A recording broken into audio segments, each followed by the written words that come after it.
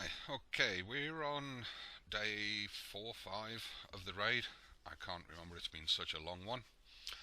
And as you can see here by the sector leaderboard, I'm sitting at number 11, just outside the top 10. And I'm about to do an A set, which at 2.7 might push me up to number 10, might not. Okay, let's just go full screen.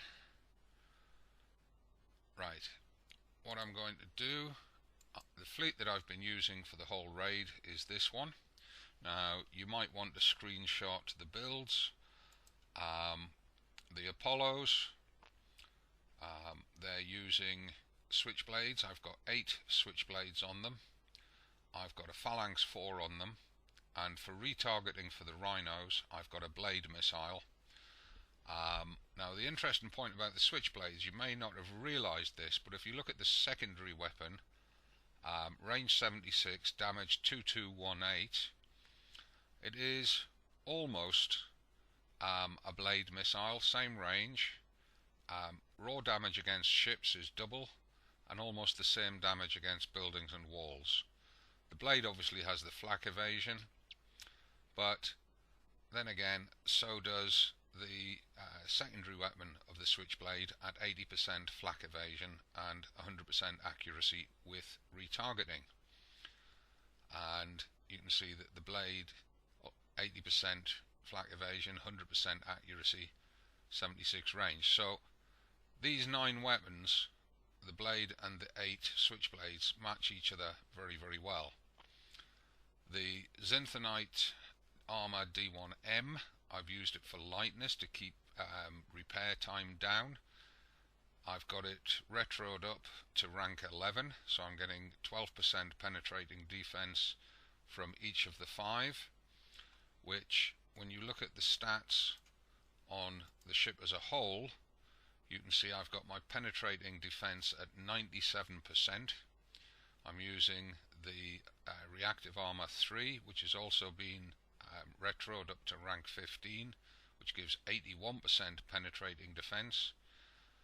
You know, so to go from 81% on that to 97% there, which is a 16% increase with 5 12% armors, you can see how the cumulative totaling works. Otherwise, you know, this would be what, 160, be about 140% penetrating defense if they were just additive. I'm using Speed System 5, which again has been retroed a little bit up to rank 6, and Guided Missile System 4, which has got rank 10 to give me some extra boosts. And on the Rhinos, I've got it right hodgepodge. They generally have 4 blades, which gives me the punch.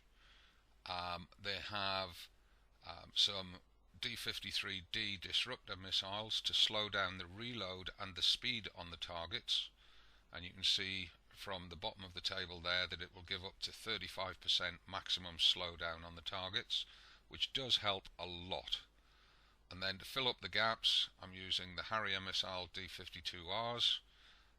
They've got penetrative defense bypass of 47%, which is the same as the disruption missiles, whereas the blades have got flak evasion instead of penetrative defense bypass. You'll notice that my countermeasures on the Rhinos are quite weak.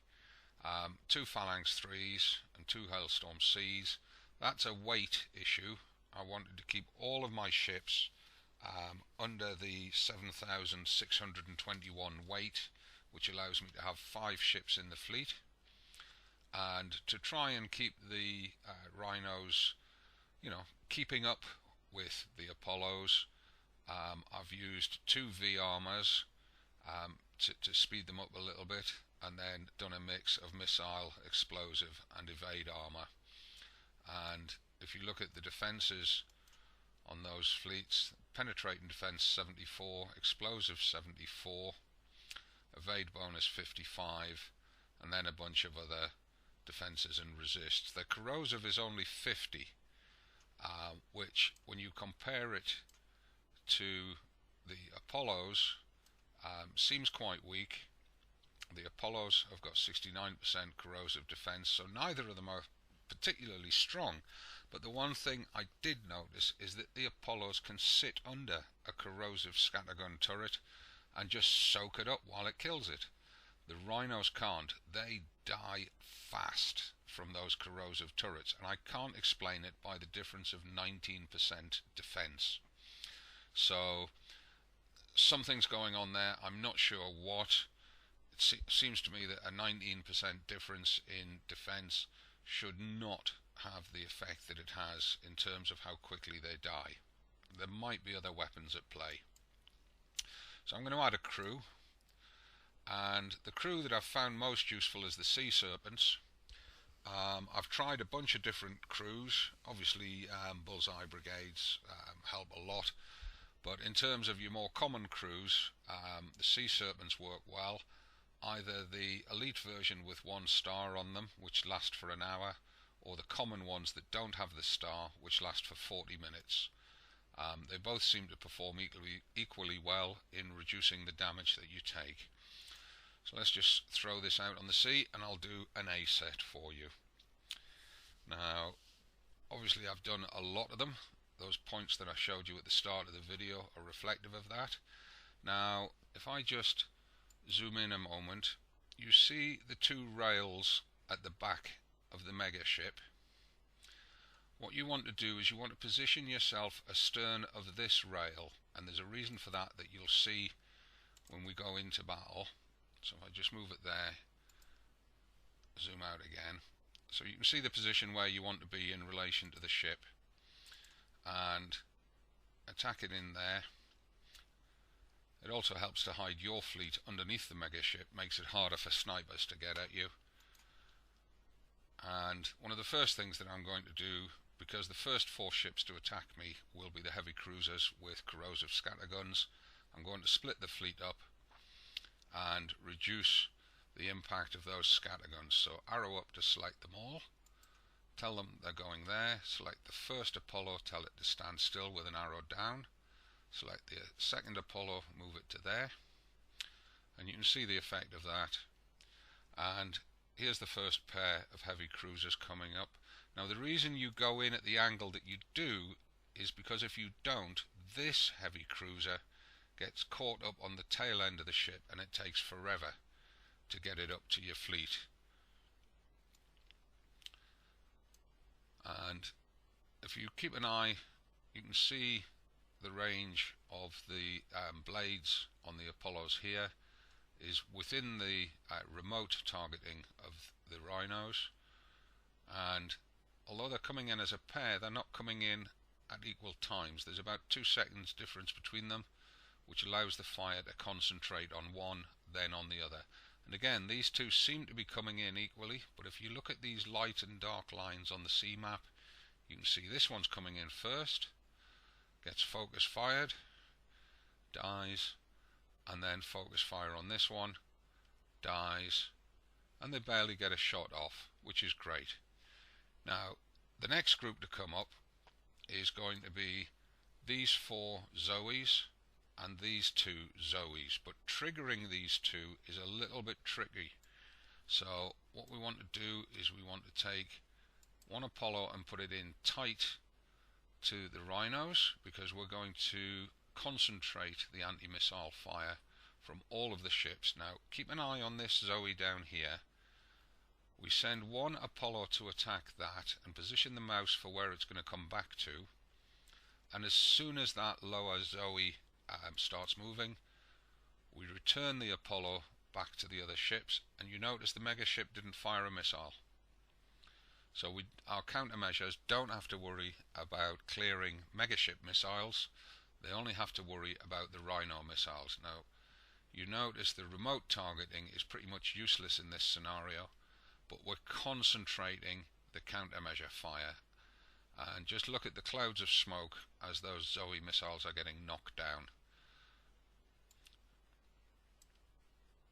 And you can see this pair has triggered and is working its way around that island nicely, so we don't have to sit here too long waiting for them. Now the one thing we don't want to do is let the Zoes get close, because they've got that new inbuilt weapon that does insane amounts of damage every 1.5 seconds.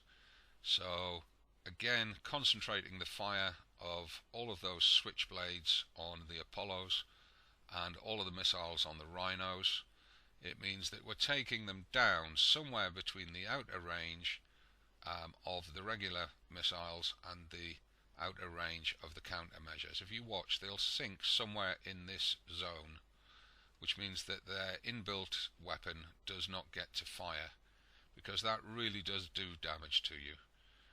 And there you are, it's in that zone.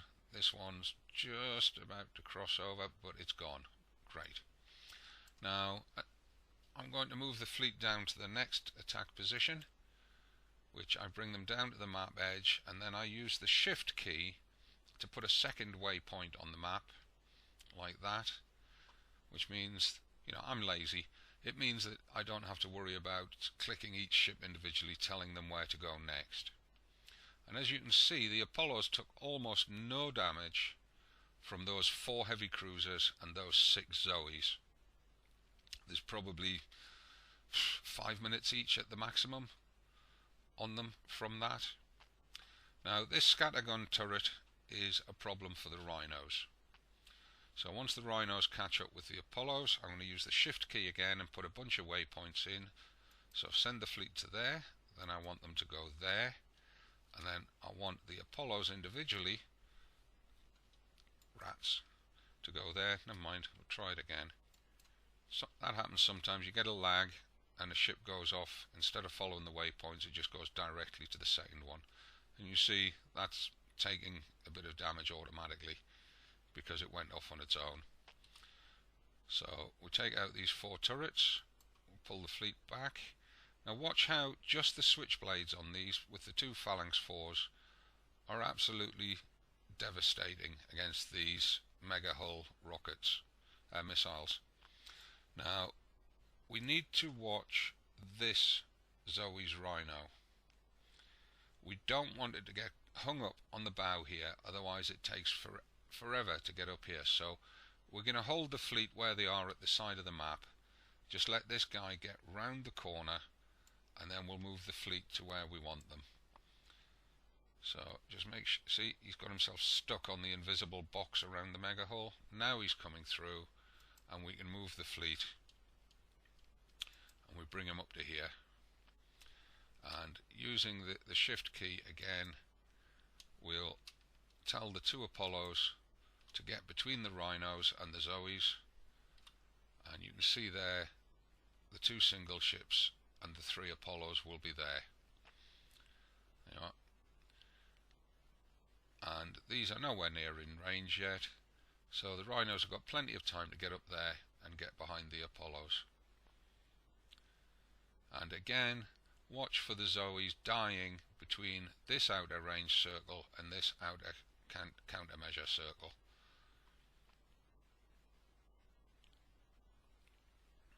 One down.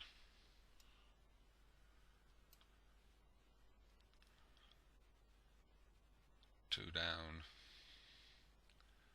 And you can see they're not even getting inside this outer countermeasure circle.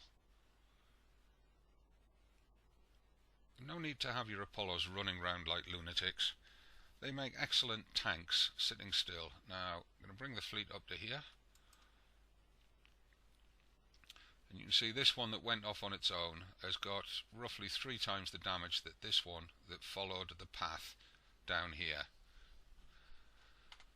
And we've done something wrong because the megaship's firing at us. Normally it wouldn't. But it's no problem to the Apollos. Now we want the fleet to be directly north of this turret, so I'm going to bring them across to here, and then we'll send them down. I'm going to send 1 Apollo straight at this turret, 1 Apollo straight at that turret, and the 3 Rhinos straight at that turret, and that'll give them the spacing to take care of all the missiles off the mega hull. Just need to wait for the Rhinos to catch up. Select the first Apollo. Probably best to send the least damaged one. That one. select the other Apollo to there, select the 3 Rhinos to there, and then what I'm going to do is I'm just going to move the Rhinos down a little further,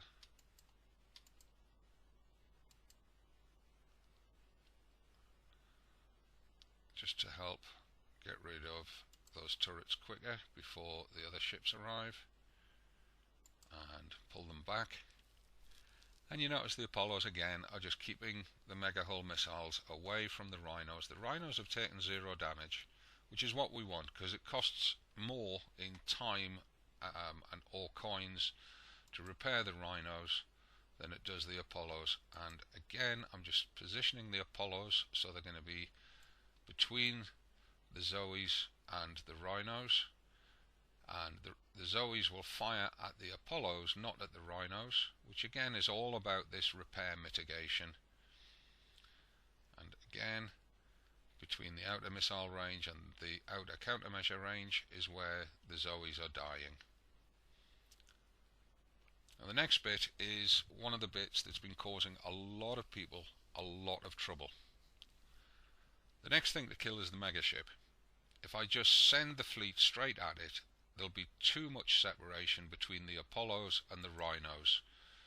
So I'm going to bring them down in 3 hops, using the Apollos to cover the Rhinos from the mega hull missiles, which if they get too far apart, the mega hull's missiles will kill the Rhinos. But by having this countermeasure envelope, none of the mega hull missiles are getting through to the Rhinos. And you can see that that works beautifully coming in there. And then as they catch up, we're going to bring them across to here. And you notice that fire field disappeared. I knew that would because of the timing of it. Now we send the 2 Apollos straight at that turret, and we bring the 3 Rhinos in a little closer so that they can start remote targeting. There you go. Now when we go for this one, I want you to watch its red range circle and also the green dot that represents the center of the hull on the Apollos. The Apollos will be outside the range circle of this, but this will still fire. Thank you, Kixeye, for that bit of cheating.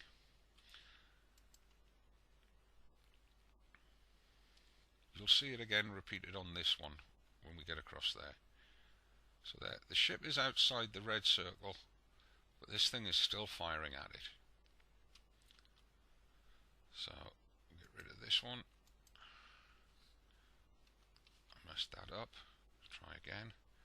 Apollo 1, Apollo 2, Rhino 1, 2, 3.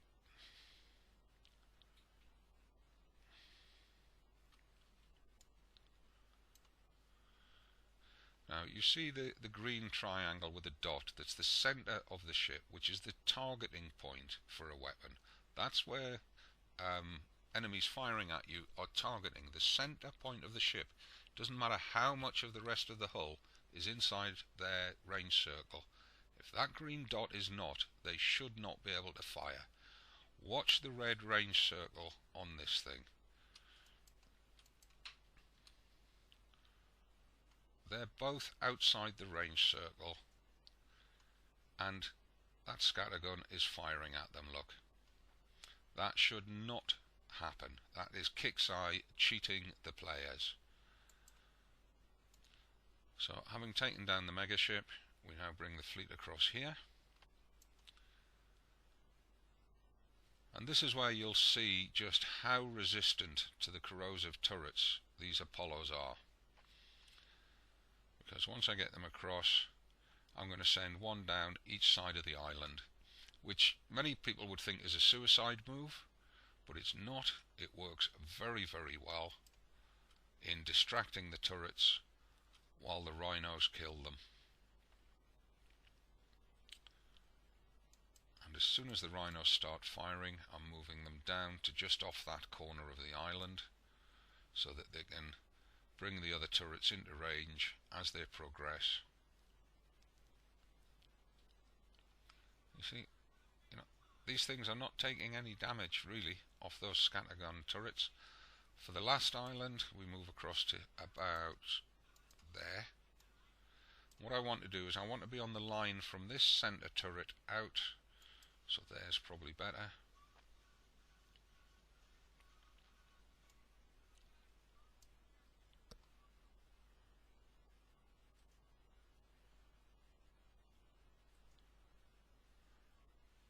We'll just wait for the Rhinos to get in range of this first turret.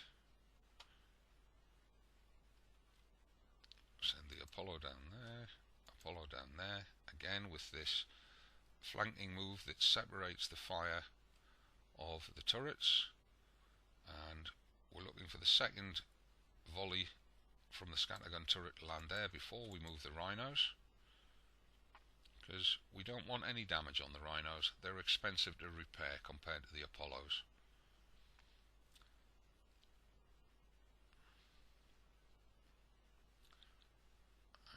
That's the target finished, and it's as quick as that.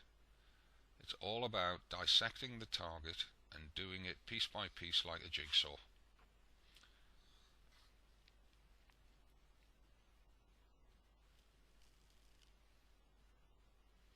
This total here is because I've already redeemed a lot of points. Ignore that, the one on the leaderboard is the one that counts. Okay, so next up we want an 83 or an 80. Well, there's an 83, we'll go get that one first. And again, we're going to dissect this one. And hopefully we'll take out some of the mystery. Now for the 83, you always come in from the northeast. So if we attack that,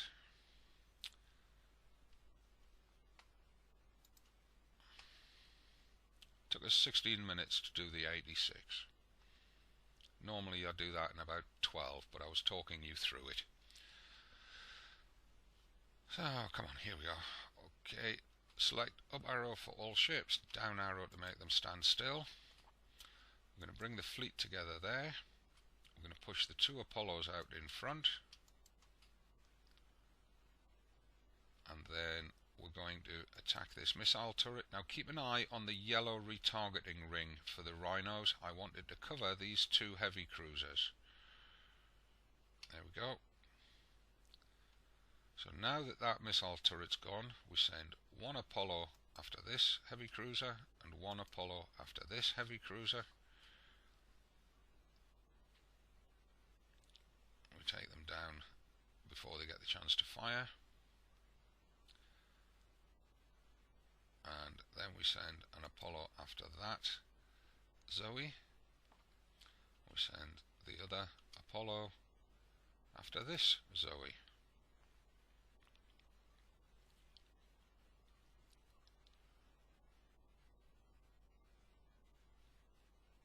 Gone. And then the retargeting drops in on the missile, on the torpedo tower, and that's gone. So that's half the enemy fleet gone, and this missile tower, and this torpedo tower.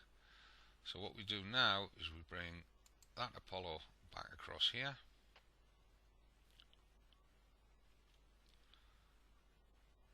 Give it a second to cool down on its speed up. We don't want it racing ahead.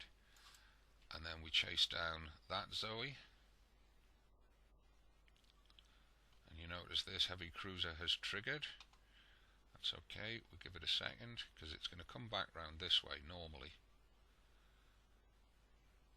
And then we bring the Apollos back across here. And we can take the heavy cruiser out before it fires. Select the whole fleet, go after that Zoe.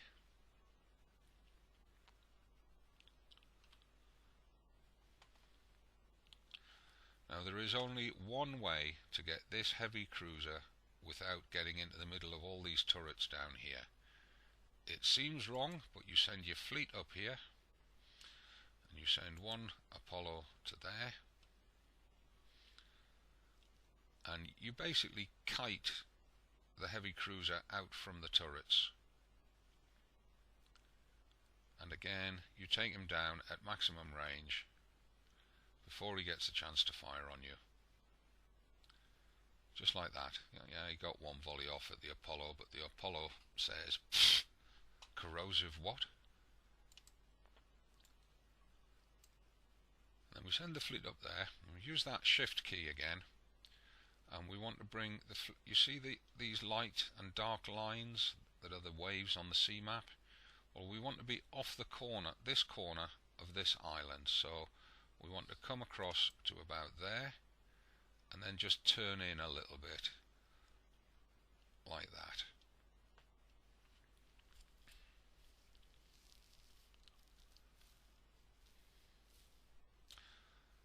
While the fleet just runs across,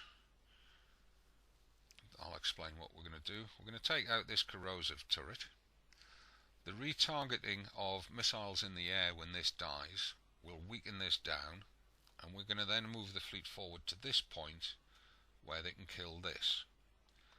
Then we're going to bring the fleet down to target this one, and most of this will die from retargeting, so we then target that, and these two will die from it. So just find the Apollo with the most health, send it against that turret, and you can see the remote targeting of the Rhinos covers both of those turrets.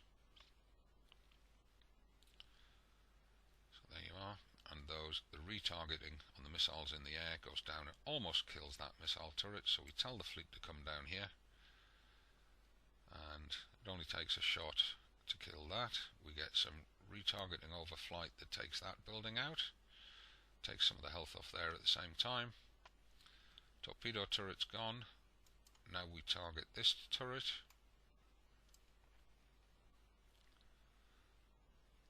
and stop the fleet there. You can see the retargeting weakens these turrets down. Then we bring the fleet in. Come on. Stop them there. We're staying out of the range of this scattergun turret, which dies from the retargeted missiles. We send one Apollo to there, one Apollo to there, and that's the target finished when they hit that.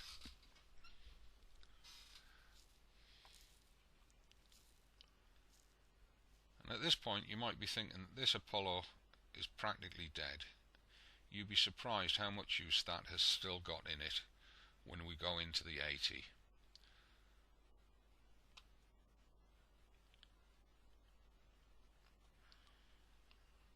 So that's the 86 and the 83 done. And we go into an 80, there's an 80. The 80, you go in from about the 7 o'clock position. You want to be coming in on a line like this.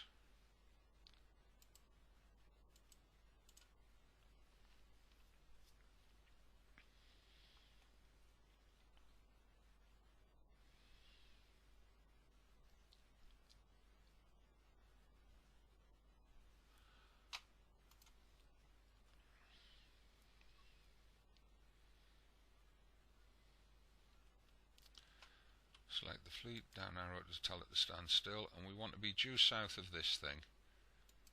So we tell it to go there, and we want the Apollos to be between the Rhinos and the Zoe.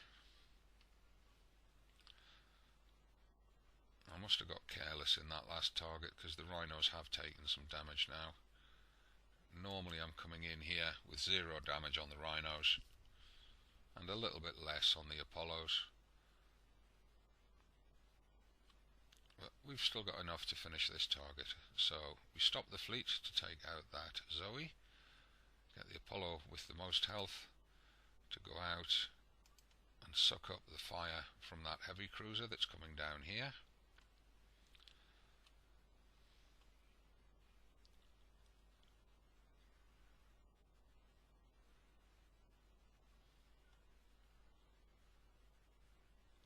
Just like that. Select the whole fleet again, target this heavy cruiser,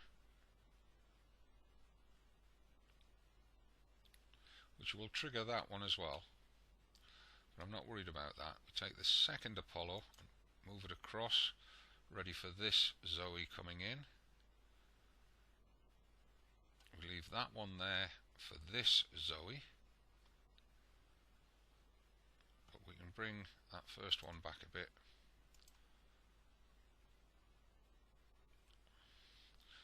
Got to take care of this heavy cruiser and this Zoe.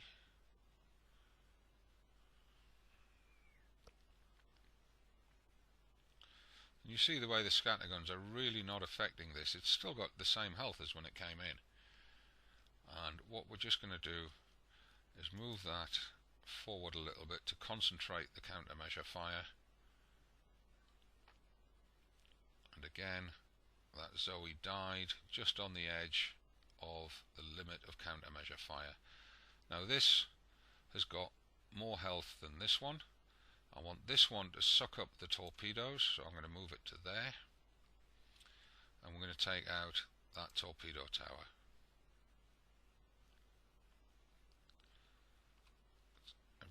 It's in range, so no need to take the fleet any further forward. Now the next thing we're going to trigger is this pair here.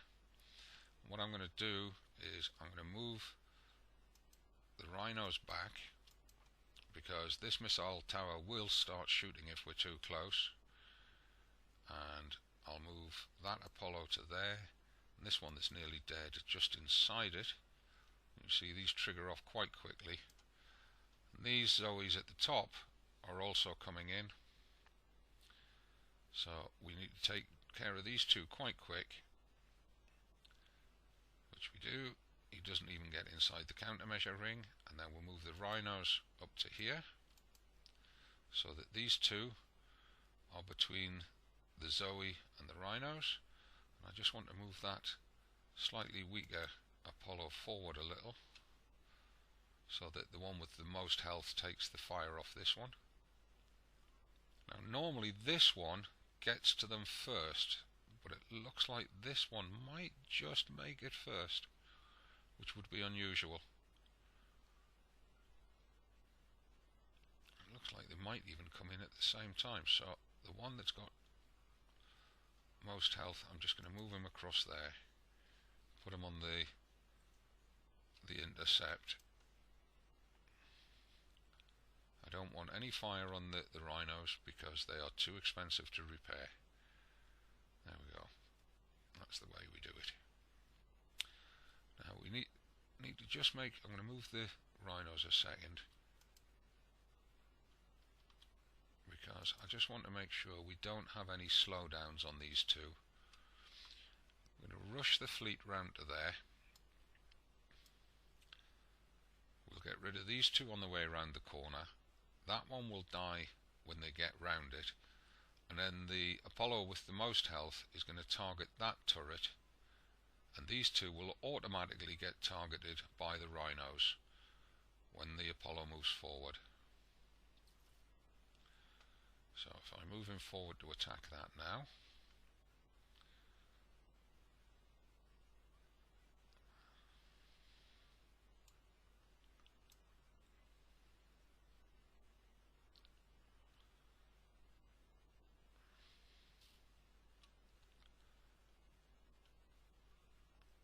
then we target this tower,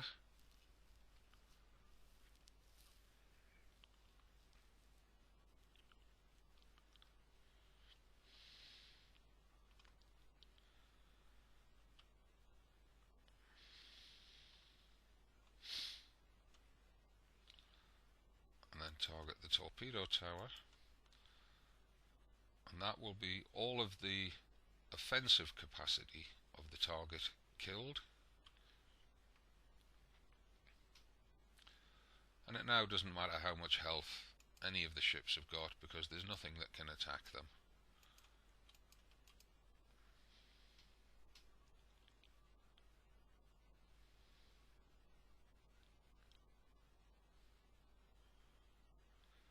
Now you might think I'm a bit late in the day getting this video out for the Civil War Schism raid, but remember, these targets will ultimately become the Forsaken Mission weekly targets, so it's worth remembering the video and coming back and reviewing it when these targets come into the cycle, because it will help you a lot. they'll obviously be a little bit different then. We've got the set bonus. But the general idea will be the same on them.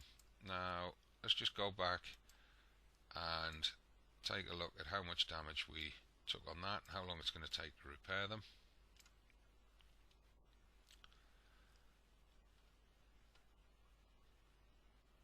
You can see I've put Harlock's badge on my base for the event. Yes, I'm playing Forsaken, which is what most of our sector is doing. There's very few that have sided with Legion, maybe a quarter of the sector.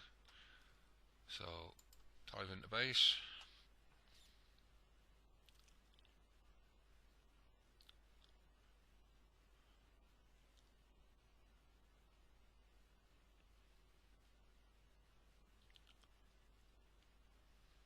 Come on.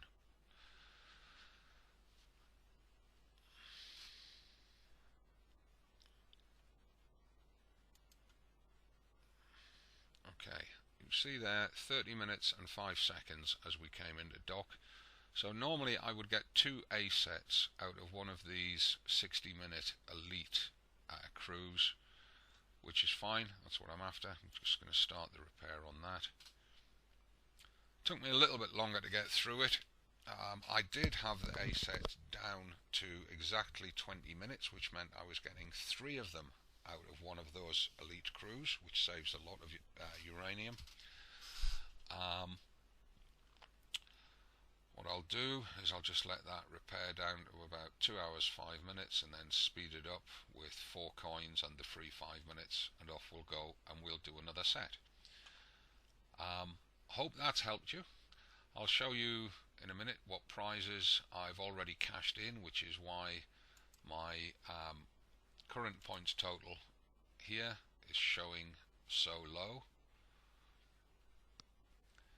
Yeah, that obviously is not my total, and if I go to the sector leaderboard,